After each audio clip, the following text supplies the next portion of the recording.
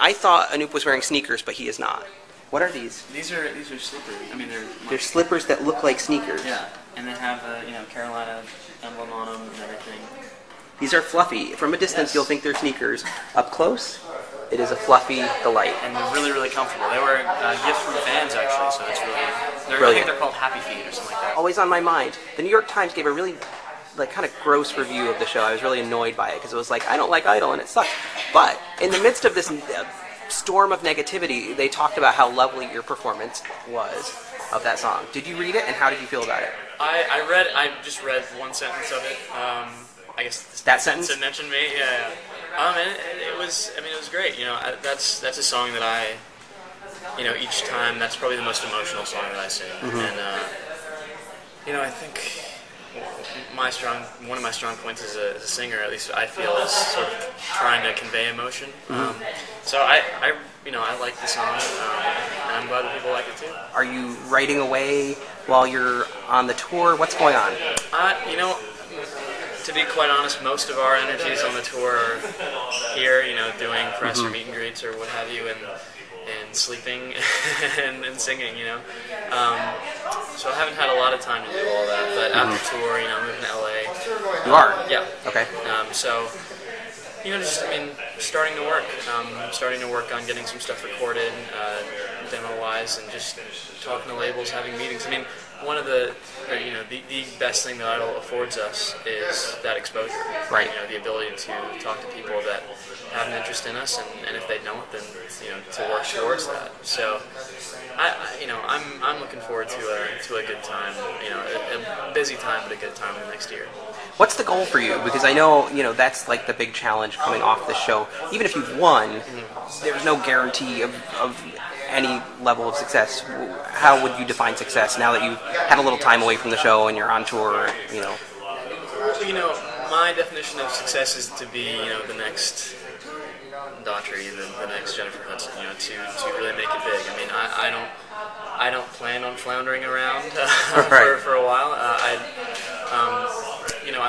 Because I have a very clear idea of where I want to be in the business and sort of what kind of music I want to make. Mm-hmm. And I think right now my task is to sort of put that down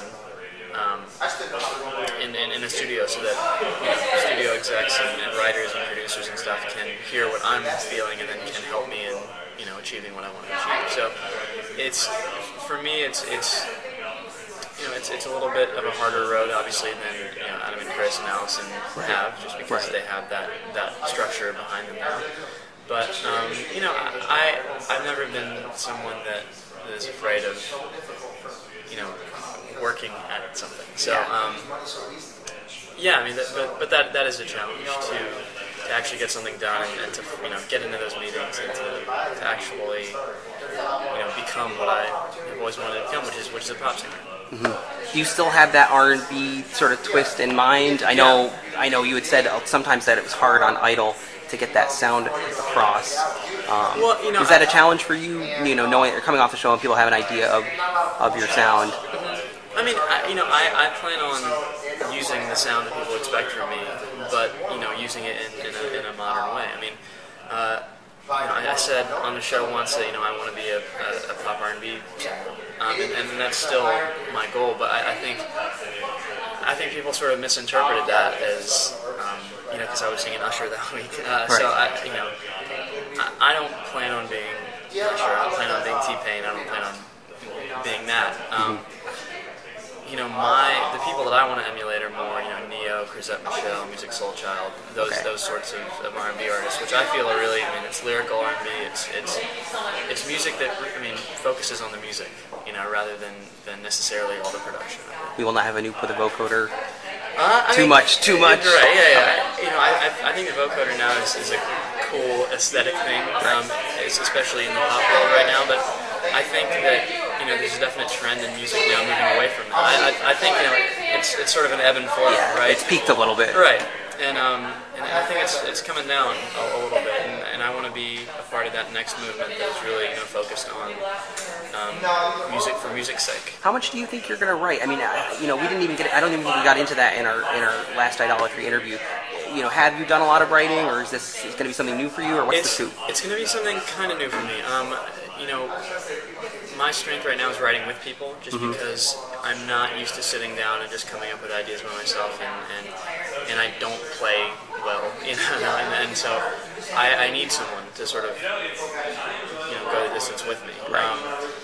But that is something that I think is going to be easy to find in LA. It's like a co-writer that's going to be, or you know, co-writers that are going to be eager to work with me, hopefully. And you know, like I said, exposure.